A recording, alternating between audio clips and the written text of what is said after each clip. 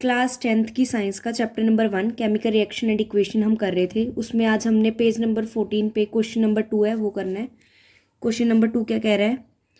This reaction which is given to you, हमने बताना है कि ये कॉम्बिनेशन रिएक्शन है, डबल डिस्प्लेसमेंट रिएक्शन है, डीकम्पोजिशन रिएक्शन है या डिस्प्लेसमेंट रिएक्शन है। आपको ये तो पता लगेगा अगर आपको ये पता हो कि कॉम्बिनेशन रिएक्शन होता क्या है, डबल डिस्प्लेसमेंट क्या होता है, डिस्प्लेसमेंट क्या होता है, डीकम्पोजिशन रिएक्शन क्या होता है। इसके लिए आप इस चैप्टर की लेक्चर प्लेलिस्ट में जा सकते हैं जिसमें टाइप्स ऑफ रिएक्शन पे एक पूरी वीडियो डली हुई है, वो आप देखो, आपको वैसे प्रॉपर समझ आ जाएगा। फिर भी एक बार मैं बताने की कोशिश करती हूँ। कॉम्बिनेशन रिएक्शन क्या होता है? जिसमें दो या दो से ज़्यादा रिएक्टेंट्स हों, टू और more than to reactants combine होके हमें एक प्रोडक्ट दे, वन प्रोडक्ट। दो भी रिएक्टेंट हो सकते हैं, तीन भी हो सकते हैं, एक प्रोडक्ट मिले।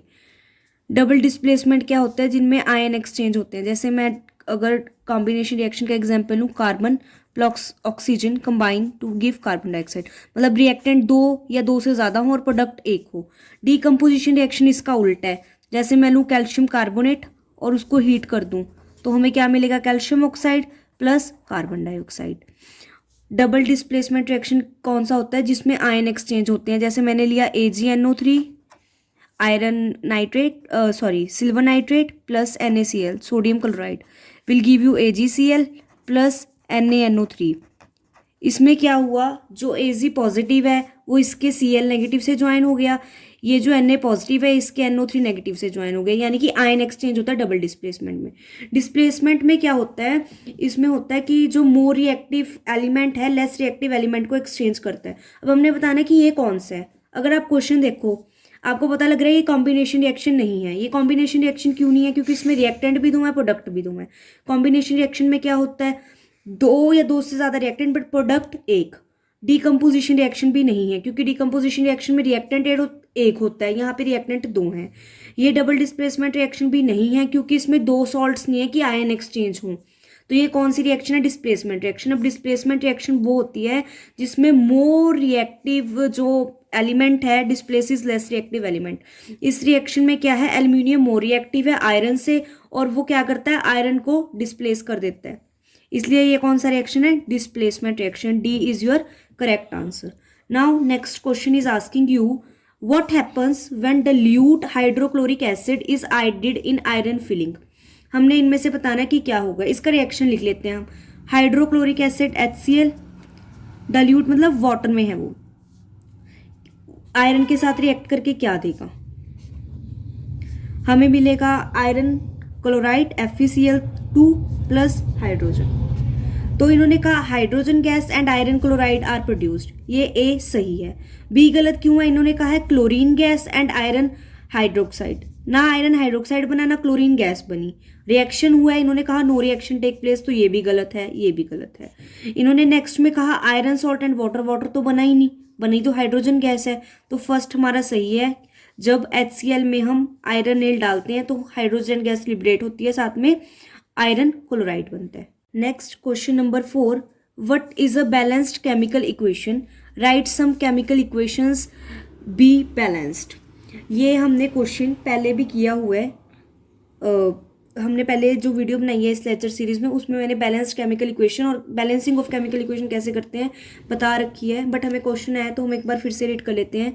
A chemical equation which contains equal number of atoms of each element on reactant and product side is known as balanced chemical equation। क्या होता है? ऐसी इक्वेशन जिसमें रिएक्टेंट के साइड भी प्रोडक्ट के साइड भी एटम्स, नंबर ऑफ एटम्स जो है हर एलिमेंट के सेम हो। जैसे एलिमेंट है सोडियम, इसके कितने एटम है? एक। क्लोरीन है, इसके भी कितने हैं? एक। सिल्वर है, उसके कितने हैं? 1। NO3 के भी 1। प्रोडक्ट साइड पे भी इतने ही है। AgCl, Ag के 1, Cl का भी 1, Na का भी 1, NO3 का भी 1। तो ये पहले ही बैलेंस्ड है, बैलेंस्ड है ये इक्वेशन पहले से ही, ठीक है। तो क्या होता है? हर एटम का जो नंबर है, एलिमेंट के हर एटम का नंबर इक्वल है। सोडियम यहाँ पे भी एक है, यहाँ पे भी एक है, सिल्वर भी यहाँ पे भी एक है, यहाँ पे भी एक है, NO3 भी 1 1 है, ये बैलेंस्ड है। अब इसका बैलेंस होना क्यों जरूरी है? To satisfy the law of conservation of mass. ये आपने 9th क्लास में पढ़ा है कि mass can neither be created nor be destroyed. ना हम मास को क्रिएट कर सकते हैं, ना हम डिस्ट्रॉय कर सकते हैं। अगर नेचर में मास एग्जिस्ट कर रहा है तो वो ऐसा का ऐसा ही रहेगा, हम उसे क्रिएट और डिस्ट्रॉय नहीं कर सकते। इसलिए जितना रिएक्टेंट का मास है उतना ही प्रोडक्ट का रहेगा, जितने number of atoms of element reactant में उतने ही प्रोडक्ट में रहेंगे, उसे हम कहते हैं बैलेंस्ड इक्वेशन। और आगे इन्होंने पूछा था व्हाई शुड केमिकल इक्वेशन भी बैलेंस्ड होनी क्यों चाहिए? तो to satisfy the law of conservation of mass. Question number 6 है NCERT का। हमने जो हमें रिएक्शंस दिए हुए हैं इन्हें बैलेंस करना है। यहाँ पे हाइड्रोजन 1 है, यहाँ पे हाइड्रोजन के 2 एटम प्रेजेंट है, H2 है ये, ठीक है। NO3 यहाँ पे 1 है, NO3 यहाँ पे 2 है, तो अगर हम यहाँ पे 2 लगा देंगे H और NO3 बैलेंस हो गए। यहाँ पे H2, यहाँ पे भी H2, NO3 यहाँ पे भी 2, यहाँ पे भी 2। अब हमने देखना है कैल्शियम, यहाँ पे भी 1 है। जो OH है इसके 2 मॉलिक्यूल्स हैं, यानी कि हमें यहाँ पे भी 2 लगाना पड़ेगा। सो दैट यहाँ पे क्योंकि हाइड्रोजन कितने हैं, 2 ये रहे 2 ये रहे, 4 हो गए, तो यहाँ पे भी 2 × 2 हाइड्रोजन 4 हो गए। ऑक्सीजन यहाँ पे देखो 2 × 3 6 हो गए ना ऑक्सीजन्स, और ये 2 6 और 2 8 हो गए, तो यहाँ पे भी 2 × 3 6 और ये 2 8 हो गए। इसकी बैलेंसिंग ऐसे करते हैं कि हमने हर एक एटम चेक करना होता है रिएक्टेंट साइड पे और प्रोडक्ट साइड पे। नेक्स्ट हमारा B है। ये सोडियम यहाँ पे 1 है, यहाँ पे 2 है। OH यहाँ पे 1 है, यहाँ पे एक H है, एक O है, ये भी 4 O हैं, यानी कि 5 O total in total product में है। और यहाँ पे 4 + 1 5। ऑक्सीजन भी बैलेंस्ड है। हाइड्रोजन यहाँ पे 2 प्लस ये वाली H3, यहाँ पे कितने हैं 2। हमें इन्हें बैलेंस करना है तो हम यहाँ पे 2 लगा देते हैं। क्या हुआ? सोडियम यहाँ पे 2, O यहाँ पे 1 और 4 5 2 6 बैलेंस नहीं रहे, यहाँ पे 2 लगा दो। अब देखो बैलेंस हो गई। यहाँ पे सोडियम 2, यहाँ पे भी सोडियम 2, यहाँ पे सल्फेट 1, यहाँ पे भी सल्फेट 1। हाइड्रोजन यहाँ पे 2 और 2 4, यहाँ पे भी 2 × 2 4। ऑक्सीजन यहाँ पे 2 और ये 4 6, यहाँ पे भी 2 और ये 4 6। अब ये इक्वेशन बैलेंस होगी। ये हमने पहले ही कहा था बैलेंस्ड इक्वेशन है। यहाँ पे सोडियम 1 है, यहाँ पे भी 1 है, क्लोरीन 1 1, सिल्वर 1 1, नाइट्रेट NO3 1 1। मतलब ये बैलेंस्ड केमिकल इक्वेशन जब हमने क्वेश्चन नंबर 4 किया था, मैंने आपको एग्जाम्पल बताई थी। बेरियम क्लोराइड का अब देख लेते हैं। बेरियम यहाँ पे 1 है, यहाँ पे भी 1 है। क्लोरीन यहाँ पे Cl2 2 है, यहाँ पे 1 है। हाइड्रोजन यहाँ पे 2 है, यहाँ पे 1 है, तो यहाँ पे 2 लगा देते हैं। अब क्या हो गया? हाइड्रोजन भी 2 हो गए, क्लोरीन भी 2 हो गए, यहाँ पे भी 2 है 2 है। सल्फेट 1 है, सल्फेट 1 है, ये भी बैलेंस्ड होगी। क्वेश्चन नंबर 6 यही था कि हमें अनबैलेंस दी हुई थी, हमने देख देख के कि रिएक्टेंट में H कितने हैं, N कितने हैं, O कितने कितने एटम्स प्रेजेंट हैं, उनको बैलेंस करना है। क्वेश्चन नंबर 5 है translate the following statement into chemical equation and balance them. हमें ये वर्ड्स में दिया हुआ है, हमने इनके सिंबल के फॉर्म में लिखना है, रिएक्टेंट्स को और प्रोडक्ट्स को उन्होंने बैलेंस करना है। इन्होंने कहा hydrogen gas combines with nitrogen to give ammonia. इसमें पहली बात तो ये आपको बस रिएक्टेंट और प्रोडक्ट अलग करने आने चाहिए कि रिएक्टेंट कौन से हैं, प्रोडक्ट कौन से हैं। इन्होंने कहा हाइड्रोजन गैस किसके साथ कंबाइन हो रही है? नाइट्रोजन के साथ, टू फॉर्म अमोनिया, अमोनिया बनाने के लिए। मतलब रिएक्टेंट क्या क्या है? हाइड्रोजन और नाइट्रोजन, और प्रोडक्ट क्या है? अमोनिया। तो हमने लिखना है H2 hydrogen plus N2 nitrogen to form product. To form मतलब प्रोडक्ट है अमोनिया NH3। इसमें मेन बात ये है कि आपको ये पता होना चाहिए रिएक्टेंट्स कौन से क्वेश्चन को, इस स्टेटमेंट को पढ़ने के बाद आपको रिएक्टेंट्स का पता लगना चाहिए, प्रोडक्ट का पता लगना चाहिए, फिर आपको उनका फॉर्मूला आना चाहिए। उसके बाद बैलेंसिंग तो नंबर ऑफ एटम्स ही चेक करने हैं। यहाँ पे हाइड्रोजन 2 है, यहाँ पे 3 है, तो यहाँ पे 3 यहाँ पे 2 लगाने से हाइड्रोजन बैलेंस हो गए। यहाँ पे 3 × 2 हाइड्रोजन 6, यहाँ पे भी 2 × 3 हाइड्रोजन 6। यहाँ पे नाइट्रोजन 2 है, 2 लगाने की वजह से नाइट्रोजन यहाँ पे भी 2 हो गए और ये बैलेंस भी हो गई। अब नेक्स्ट है hydrogen sulphide gas burns in air to give water and sulphur dioxide. अब थोड़ा सा क्वेश्चन घुमा के दिया हुआ है इन एयर, मतलब एयर एक रिएक्टेंट है, एयर में जो है ऑक्सीजन गैस इन एयर का है, तो हमने रिएक्टेंट ऑक्सीजन को मानना है कि इन एयर का कहने का मतलब है कि ऑक्सीजन की प्रेजेंस दर्शा रहा है इन एयर कहना। इन्होंने कहा है टू गिव, मतलब बनता क्या है, वाटर एंड सल्फर डाइऑक्साइड, मतलब हाइड्रोजन सल्फाइड एंड ऑक्सीजन क्या है, रिएक्टेंट, वाटर और सल्फर डाइऑक्साइड क्या है, प्रोडक्ट। हाइड्रोजन सल्फाइड का फॉर्मूला होता है H2S, एयर मतलब ऑक्सीजन की प्रेजेंस है गैस की फॉर्म में, हाइड्रोजन सल्फाइड भी गैस है, यहाँ पे लिखा हुआ है hydrogen sulphide gas, will give you sulphur dioxide, इन्होंने लिखा हुआ है, एंड वाटर। अब हमने इसकी बैलेंसिंग करनी है, यहाँ पे हाइड्रोजन 2 है, यहाँ पे भी हाइड्रोजन 2 है, यहाँ पे सल्फर 1 है, यहाँ पे भी 1 है, यहाँ पे ऑक्सीजन 2 है, यहाँ पे 3 है, तो हमने यहाँ पे 3 लगा देना है। अब वो कितने हो गए 6, और यहाँ पे 2 लगा दो 4 और 5, फिर हमने यहाँ पे भी 2 लगा देना है 6। ये देखो अब क्या हो गया, ऑक्सीजन तो बैलेंस हो गई, 2 3 ज़ा 6, 2 इंटू 2 4, 4 प्लस 2 6, पर अब हाइड्रोजन इनबैलेंस हो गए। यहाँ पे हाइड्रोजन कितने हैं 2, यहाँ पे कितने हो गए 2 इंटू 2 4, सो हम यहाँ पे भी 2 लगा देंगे। 2 इंटू 2 हाइड्रोजन कितने हो गए 4, यहाँ पे भी हाइड्रोजन 4, ऑक्सीजन 6, यहाँ पे भी 6, सल्फर 2, यहाँ पे भी 2, बैलेंस भी होगी। नेक्स्ट है barium chloride reacts with aluminium sulphate. अब आपने देखना है रिएक्टेंट कौन से, यानी कि बेरियम क्लोराइड एक रिएक्टेंट है BaCl2, reacts with aluminium sulphate, यानी कि एल्यूमिनियम सल्फेट भी एक रिएक्टेंट है, एल्यूमिनियम सल्फेट के साथ ये रिएक्ट कर रहा है Al2SO4 3। आपको पता होना चाहिए एल्यूमिनियम के ऊपर +3 चार्ज होता है, सल्फेट के ऊपर -2 चार्ज होता है, ये इसके पैर में, ये इसके पैर में, Al2SO4 ट्वाइस 3 बनता है। बेरियम के ऊपर +2 चार्ज होता है, क्लोरीन के ऊपर -1 चार्ज होता है, ये इसके पैर में, ये इसके पैर में, BaCl2। ये आपको पता होना चाहिए कि ये फॉर्मूले बने कैसे हैं। तो ये हमारे रिएक्टेंट है टू गिव मतलब ये प्रोडक्ट है, ये बन रहे हैं, क्या दे रहे हैं हमें, ये aluminium chloride AlCl3 and barium sulphate BaSO4। ठीक है, अब हमने इसको बैलेंस करना है, यहाँ पे बेरियम 1 है, यहाँ पे भी बेरियम 1 है, यहाँ पे सल्फेट 3 है, यहाँ पे सल्फेट 1 है, तो हम सल्फेट को बैलेंस करने के लिए यहाँ पे 3 लगा देंगे। अब क्या हो गया, सल्फेट बैलेंस हो गए लेकिन बेरियम इनबैलेंस हो गए, तो बेरियम को भी 3 करने के लिए हमने यहाँ पे 3 लगा देना है। अब देखो यहाँ पे बेरियम 3 सल्फेट 3, यहाँ पे भी बेरियम 3 सल्फेट 3, ये तो बैलेंस हो गए। यहाँ पे एल्यूमिनियम 2 है, क्लोरीन 6 है, यहाँ पे एल्यूमिनियम 1 है, क्लोरीन 3 है, तो यहाँ पे 2 लगा दो। अब चेक करो, बेरियम 3, यहाँ पे भी 3, सल्फेट 3, यहाँ पे भी 3, एल्यूमिनियम यहाँ पे 2, यहाँ पे भी 2, क्लोरीन यहाँ पे 3 इंटू 2 6, यहाँ पे भी 3 इंटू 2 6, बैलेंसिंग भी हो गई। नेक्स्ट है पोटाशियम मेटल, पोटाशियम का सिंबल होता है K, atomic number 19, symbol K। Reacts with water, water के साथ रिएक्ट कर रहे हैं, यानी कि वाटर भी क्या है, रिएक्टेंट। टू गिव, क्या बनाने के लिए, क्या देने के लिए, पोटाशियम हाइड्रोक्साइड, हाइड्रोक्साइड KOH, ये क्या है, बेस। मैंने आपको बताया था एसिड बेस एंड सॉल्ट वाले वीडियो में बताया है कि जो OH आयन देते हैं, जिनमें OH प्रेजेंट होता है, वो बेस होते हैं, तो ये क्या है, base. Potassium hydroxide and hydrogen gas और H2। हमने देखो यहाँ पे पोटाशियम 1 है, यहाँ पे भी 1 है, ऑक्सीजन यहाँ पे 1 है, यहाँ पे भी 1 है, लेकिन यहाँ पे हाइड्रोजन 2 है, यहाँ पे 1 + 2 3 हाइड्रोजन है, तो हमने इसको बैलेंस करना है, यहाँ पे हम 2 लगा देते हैं।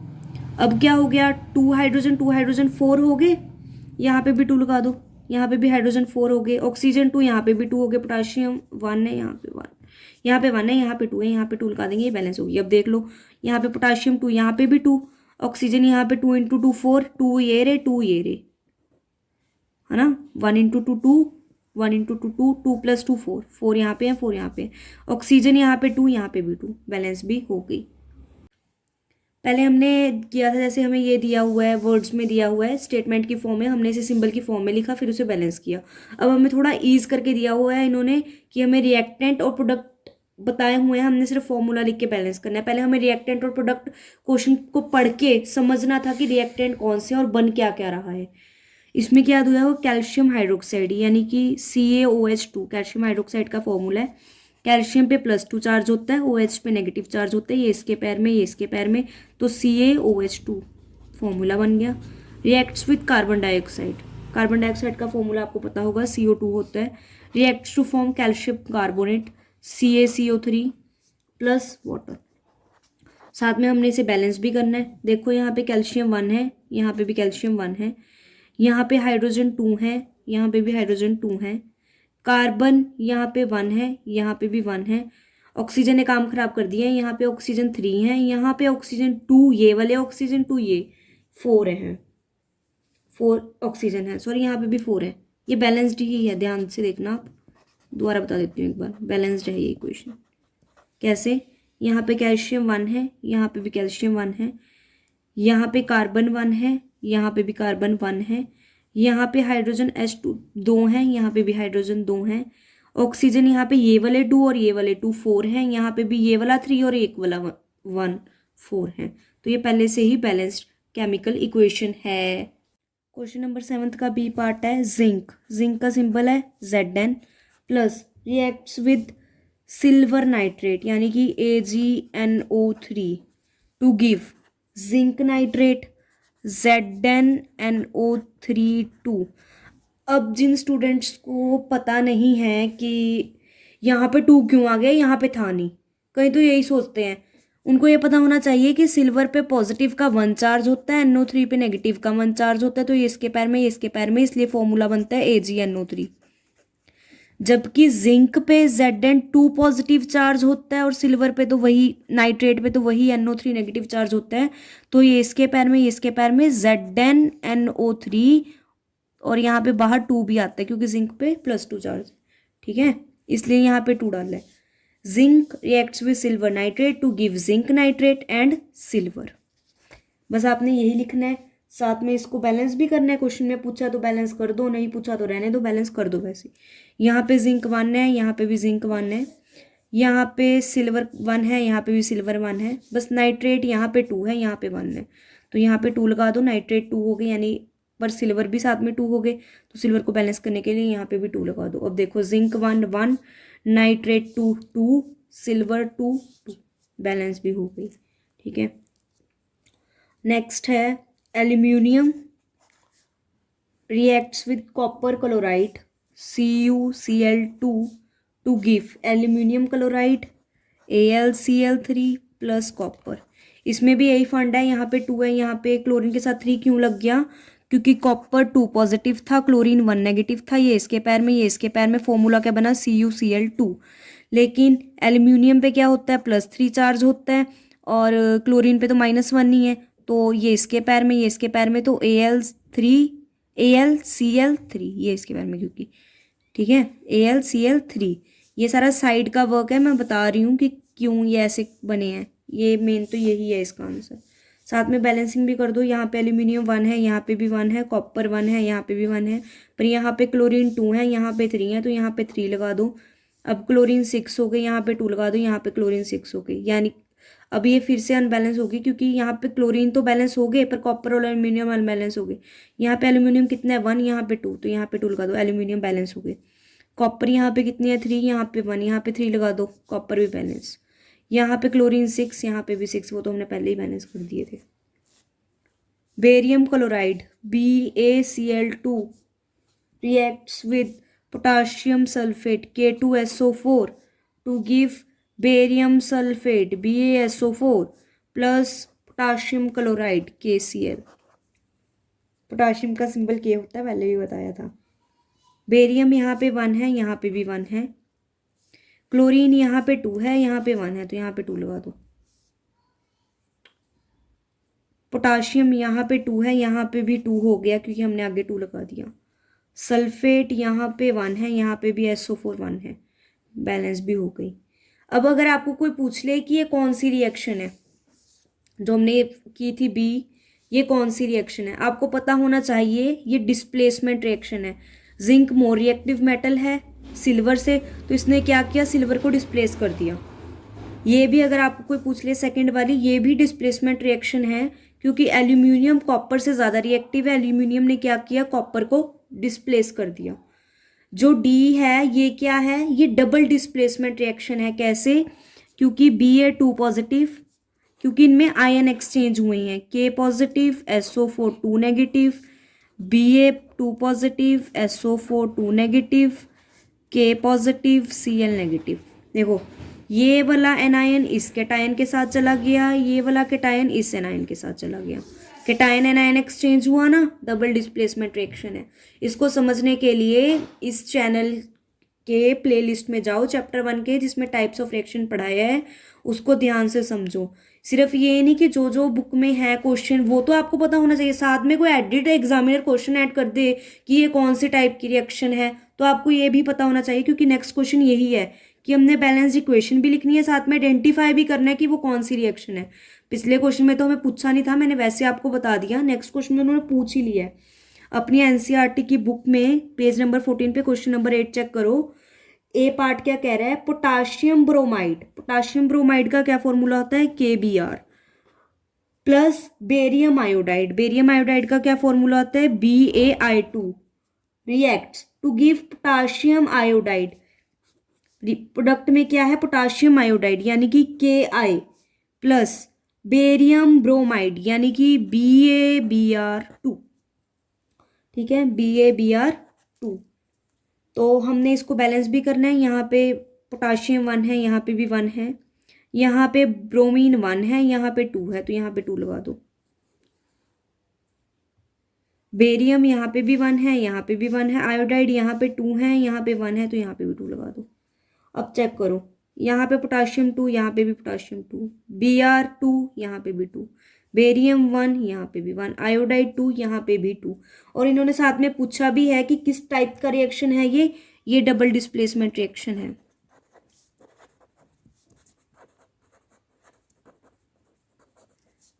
ये डबल डिस्प्लेसमेंट रिएक्शन है, जैसे ये वाला था, इसमें भी कैटायन एनायन एक्सचेंज हुए हैं। देखो, इसका K पॉजिटिव, इसका I नेगेटिव, इसका Ba2 पॉजिटिव, इसका Br नेगेटिव, इसका एनायन इसके कैटायन के साथ, इसका कैटायन इसके एनायन के साथ। ठीक है, क्वेश्चन नंबर 8 का ही बी पार्ट है, zinc carbonate.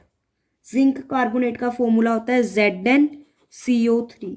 Zinc carbonate solid form में है, क्या दे रहा है हमें, जिंक ऑक्साइड यानी कि ZnO प्लस कार्बन डाइऑक्साइड। ये बैलेंसिंग इसकी चेक कर लो, यहाँ पे जिंक 1 है, यहाँ पे भी 1 है, कार्बन यहाँ पे 1 है, यहाँ पे भी 1 है, ऑक्सीजन यहाँ पे 2 + 1 3 है, यहाँ पे भी 3 है। ये ऑलरेडी बैलेंस्ड है। और हमने इसकी टाइप ऑफ रिएक्शन बतानी है। टाइप ऑफ रिएक्शन ये कौन सी रिएक्शन है, डीकम्पोजिशन रिएक्शन। मुझे कैसे पता ये डीकम्पोजिशन रिएक्शन है, क्योंकि यहाँ पे रिएक्टेंट एक है, प्रोडक्ट एक से ज़्यादा है यानी कि 2 हैं, तो डीकम्पोजिशन रिएक्शन हमने पढ़ा था। जब एक रिएक्टेंट हो, प्रोडक्ट एक से ज़्यादा हो, तो डीकम्पोजिशन रिएक्शन होता है। जब रिएक्टेंट 2 या 2 से ज़्यादा हो पर प्रोडक्ट एक हो, तो कॉम्बिनेशन रिएक्शन होता है, डीकम्पोजिशन रिएक्शन का उल्टा। इसी का ही पार्ट सी है, hydrogen in gas form H2 की फॉर्म में होता है, रिएक्ट्स विद क्लोरीन Cl2 जो भी गैस की फॉर्म में है, गिव यू हाइड्रोजन क्लोराइड यानी कि HCl। Balancing of reaction check कर लो, यहाँ पे H2 है, यहाँ पे क्लोरीन 2 है, यहाँ पे H1 है, यहाँ पे क्लोरीन भी 1 है, यहाँ पे 2 लगा दो, बैलेंस होगी। ये इसकी उल्टा है, यहाँ पे रिएक्टेंट 2 प्रोडक्ट एक है, यहाँ पे रिएक्टेंट एक था प्रोडक्ट 2 थे। ये कौन सी है, कॉम्बिनेशन रिएक्शन। साथ में उन्होंने पूछा भी हुआ है कि टाइप ऑफ रिएक्शन बतानी है। इसी क्वेश्चन का डी पार्ट है, मैग्नीशियम यानी कि Mg reacts with hydrochloric acid यानी कि HCl to give magnesium chloride MgCl2 plus hydrogen gas. इसकी बैलेंसिंग चेक कर लो, यहाँ पे मैग्नीशियम 1 है, यहाँ पे भी 1 है, यहाँ पे क्लोरीन हाइड्रोजन 1 है, यहाँ पे 2 है, यहाँ पे क्लोरीन 1 है, यहाँ पे 2 है, यहाँ पे 2 लगा दो, बैलेंस होगी। ये कौन सी टाइप की रिएक्शन है, ये डिस्प्लेसमेंट रिएक्शन है, जिसमें मैग्नीशियम जो है हाइड्रोजन को डिस्प्लेस कर रहे हैं यहाँ से। तो ये कौन सी रिएक्शन है, डिस्प्लेसमेंट रिएक्शन।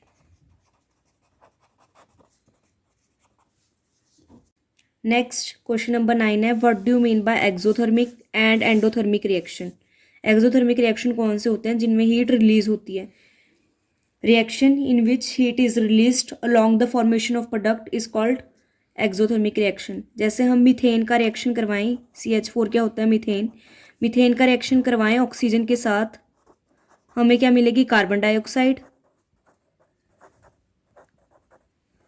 वाटर और हीट रिलीज होगी। हम इसे एक्सोथर्मिक क्यों कह रहे हैं, क्योंकि हीट रिलीज हो रही है। हमने कहा कि जिस भी रिएक्शन में प्रोडक्ट तो बनता ही है, साथ में हीट रिलीज हो, वो कौन सी रिएक्शंस हैं, एक्सोथर्मिक रिएक्शन। साथ में हम एग्जाम्पल ले रहे हैं जो ग्लूकोज प्लस ऑक्सीजन की, ग्लूकोज जब ऑक्सीजन के साथ रिएक्ट करता है तो क्या बनता है, कार्बन डाइऑक्साइड प्लस वाटर, साथ में 2820 kilo joule amount of energy release होती है। साथ में हमने बताना है endothermic reaction, reactions in which heat is absorbed are known as endothermic reaction.